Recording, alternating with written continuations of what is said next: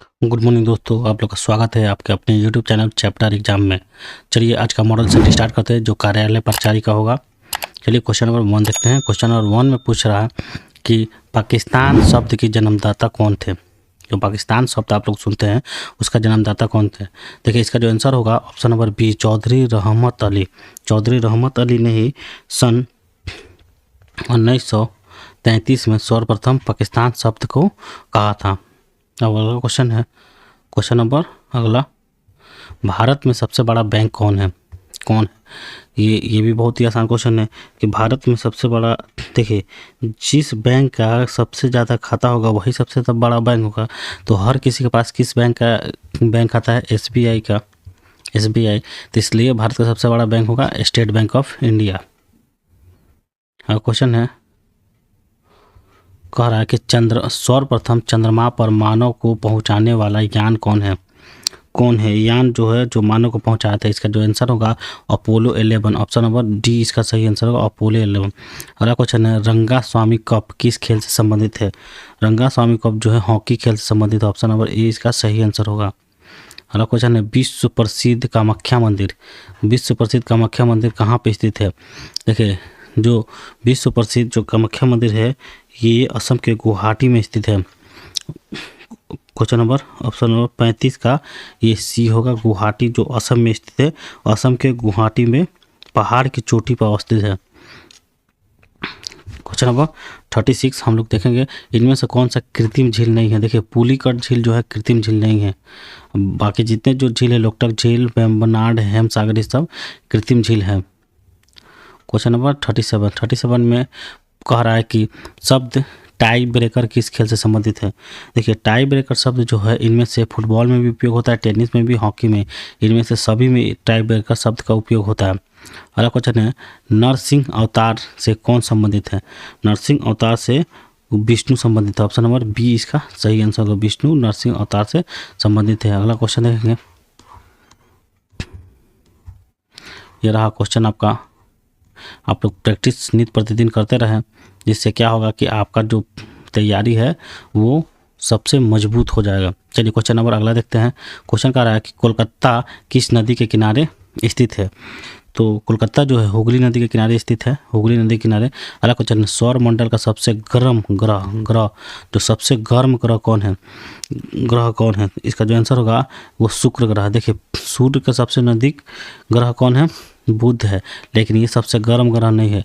लेकिन second number में शुक्र है, तो ये गर्म का, क्योंकि यहाँ पे वायुमंडल है। अगला क्वेश्चन, क्वेश्चन नंबर 41 में पूछ रहा है कि योग दर्शन के प्रतिपादक कौन थे।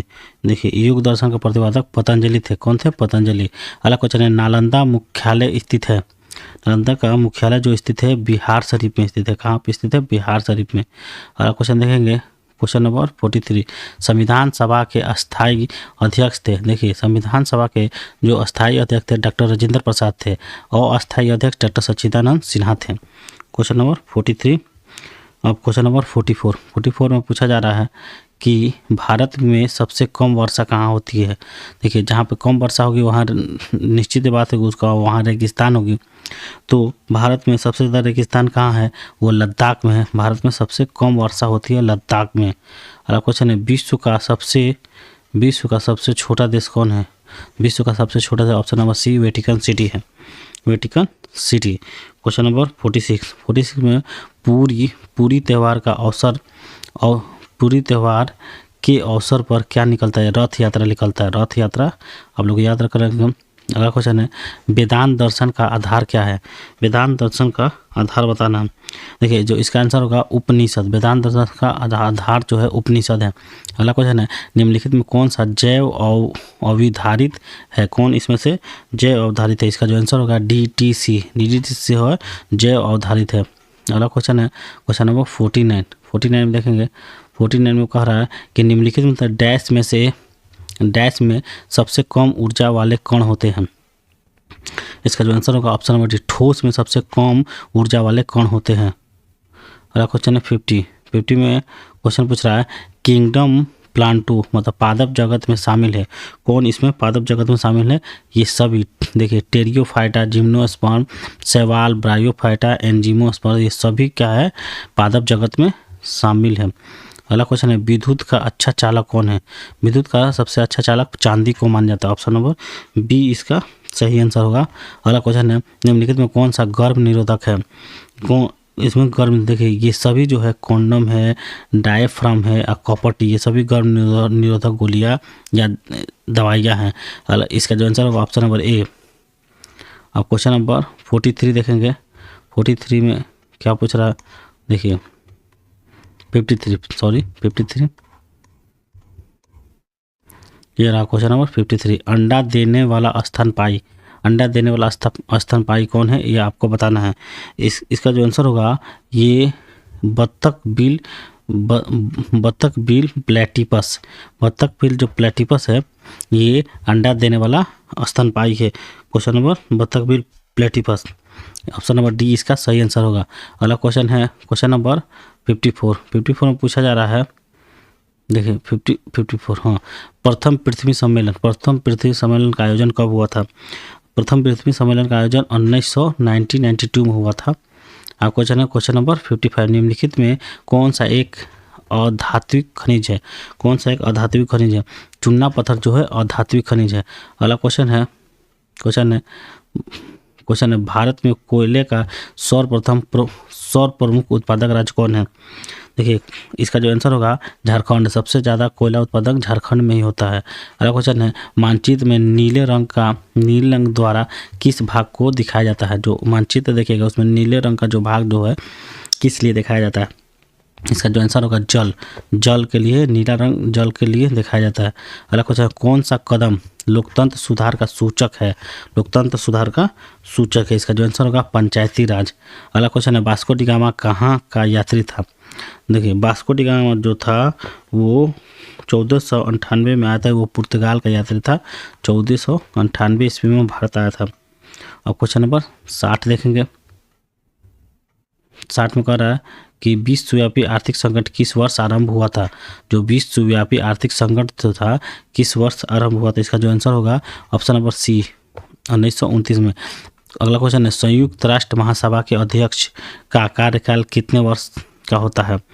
कितने वर्ष का होता है? इसका जो आंसर होगा ऑप्शन नंबर ए 5 वर्ष का होता है। कितने वर्ष होता है? 5 वर्षों के लिए होता है। अगला क्वेश्चन है 62 में पूछ रहा है कि किस वर्ष हिटलर ने वर्साई की संधि को अभी अस्वीकार कर दिया? हिटलर ने वर्साई की संधि को अस्वीकार कर दिया। इसका जो आंसर होगा 1935 में। 1935 में। अगला क्वेश्चन है, गंगा नदी की लंबाई कितनी है? इसका आंसर होगा 2525 गंगा नदी की लंबाई है। क्वेश्चन नंबर 64 में दे रहा है, संविधान के किस भाग में मौलिक कर्तव्य का जिक्र है? मौलिक कर्तव्य का जिक्र संविधान के किस भाग में है? इसका जो आंसर होगा ऑप्शन नंबर सी भाग चौथा के कॉम में। क्वेश्चन नंबर 65 में कह रहा है, एटलस मानचित्र किस पैमाने पर बनाया जाता है?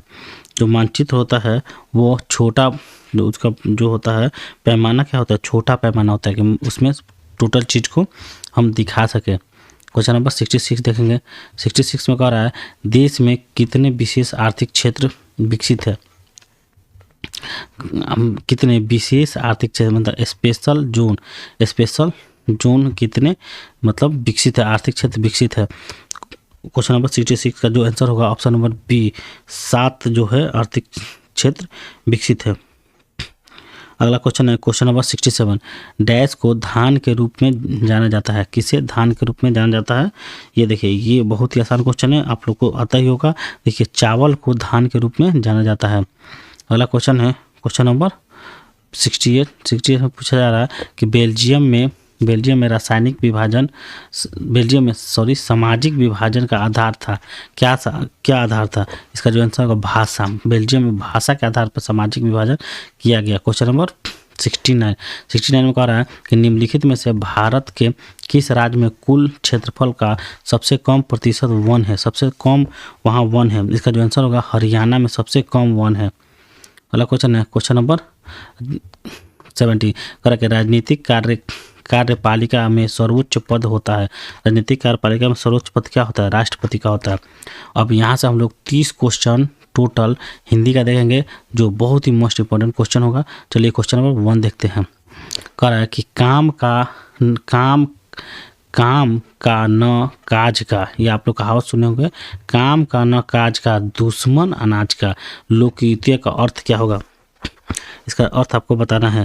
देखिए इसका जो अर्थ होगा ऑप्शन नंबर बी, दूसरों पर बोझ बनकर रहना, दूसरों पर बोझ बनकर रहना। क्वेश्चन नंबर अगला है, सिरदर्द शब्द में समास बताइए। सिरदर्द शब्द है, इसमें कौन सा समास है? इसका जो आंसर होगा तत्पुरुष समास है। कौन समास है? तत्पुरुष समास है। अगला क्वेश्चन है, यशोधरा का संधि विच्छेद करो। यशोधरा का जो संधि विच्छेद होगा यश प्लस धारा, यश प्लस धारा। अगला क्वेश्चन है क्वेश्चन नंबर 74, कह रहा है कि औषधि शब्द है। औषधि शब्द कैसा शब्द है? देखिए औषधि शब्द जो है वो तत्सम शब्द है। कौन सा शब्द है? तत्सम शब्द है। क्वेश्चन नंबर 75, दाल रोटी में कौन सा समास है? दाल रोटी, दाल रोटी में द्वंद्व समास है। कौन सा समास है? द्वंद्व समास है। अगला क्वेश्चन है 76 में वाच्य के प्रयोग में सबसे ज़्यादा किसका प्रयोग होता है? वाच्य के प्रयोग में सबसे ज़्यादा क्रिया का प्रयोग होता है। किसका प्रयोग होता है? क्रिया का प्रयोग होता है। क्वेश्चन नंबर 77 में 2 दिन का मेहमान मुहावरे का अर्थ क्या होगा? 2 दिन का मेहमान। देखिए 77 का जो ऑप्शन नंबर, इसका जो ये मेहमान का घर आना, स्वस्थ होना, ये नहीं होगा। अब देखिए इसका अगला देखेंगे, ऑप्शन क्या दिया है, देखिए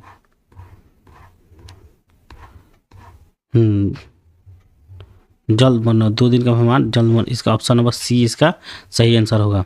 अब क्वेश्चन नंबर अगला देखेंगे। क्वेश्चन नंबर अगला में कह रहा है कि रचना के दृष्टि से वाच्य के कितने भेद होते हैं? देखिए रचना के दृष्टि से जो वाच्य के टोटल भेद 3 होते हैं। कितने होते हैं? 3 होते हैं रचना के दृष्टि से। अब देखिए ये गद्यांश पे रिलेटेड आप लोग को आंसर देना है।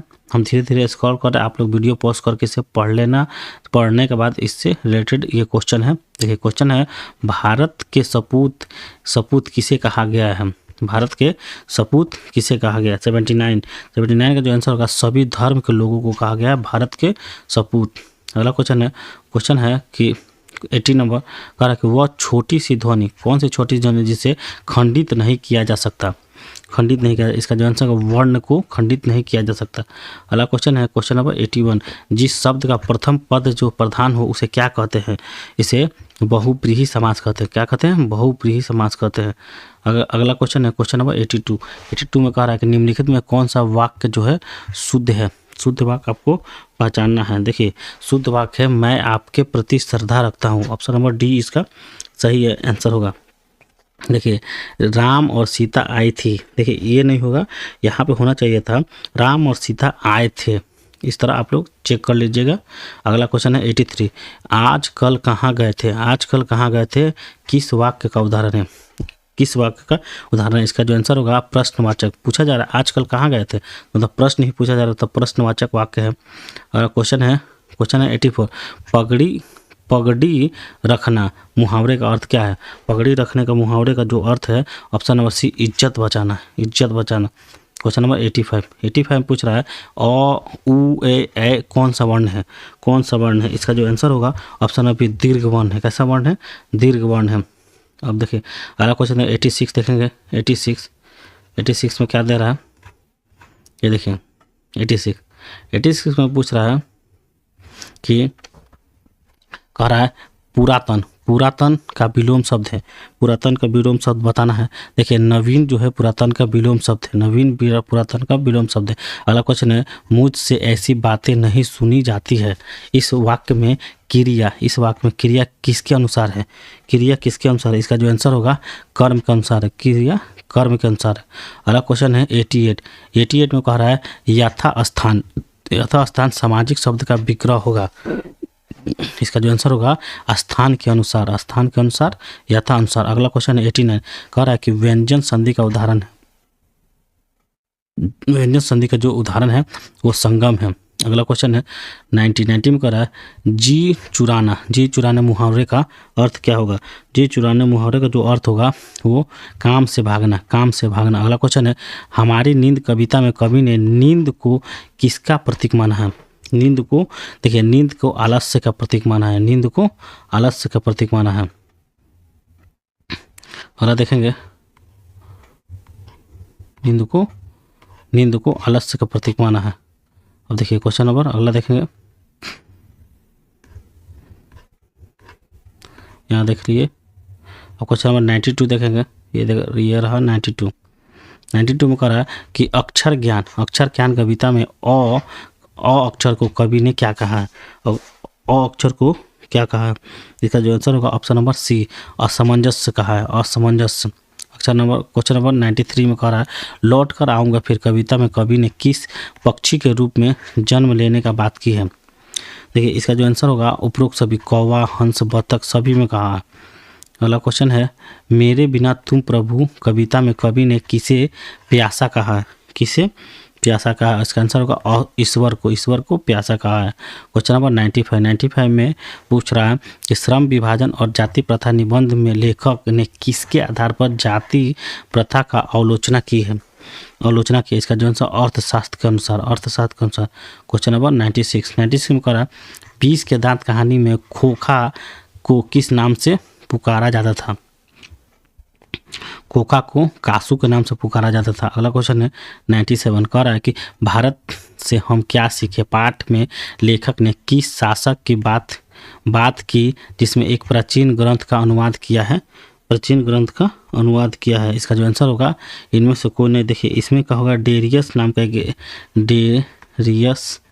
का एक ईरानी लेखक थे, उसी का उल्लेख किया। क्वेश्चन नंबर 98 में कह रहा है कि नाखून क्यों बढ़ाते हैं निबंध के लेखक ने किसे सभ्यता का प्रतीक माना है। इसका जो आंसर होगा नाखून काटना सभ्यता का प्रतीक माना है। अब 99 देखेंगे। देखिए 99 में पूछ रहा है कि नागरी लिपि निबंध में लेखक ने किस लिपि को नागरी कहा है। इसका जो आंसर है देवनागरी लिपि को नागरी कहा है। अब आगे क्वेश्चन देखेंगे, क्वेश्चन नंबर 100। ये रहा लास्ट क्वेश्चन। कह रहा है कि बहादुर कहानी में निर्मला को बहादुर से क्या शिकायत थी। निर्मला को जो बहादुर से शिकायत थी वो बहुत खाता था। ऑप्शन नंबर डी इसका सही होगा। इसी के साथ ये प्रैक्टिस सेट यहीं पर समाप्त होता है। अगर आप लोग को ये प्रैक्टिस सेट पसंद आया होगा, इससे आपको कुछ भी सीखने को मिला होगा, तो आप हमारे चैनल को लाइक करें और सब्सक्राइब करें और अपने दोस्तों के बीच में शेयर करें जो कार्यालय प्रचारी की तैयारी करते हैं, जिससे कि उनका भी तैयारी मजबूत हो और नौकरी पाने का सपना आप लोग का जल्द से जल्द पूरा हो। और हाँ, घंटी का बेल आइकन दबाना जरूर ना भूलें, जिससे कि मेरे अगले आने वाले वीडियो का नोटिफिकेशन आप लोग को जल्द से जल्द मिले और आप लोग का तैयारी 100% हो और आप लोगों को जल्द ही नौकरी मिले। इन्हीं शब्दों के साथ धन्यवाद।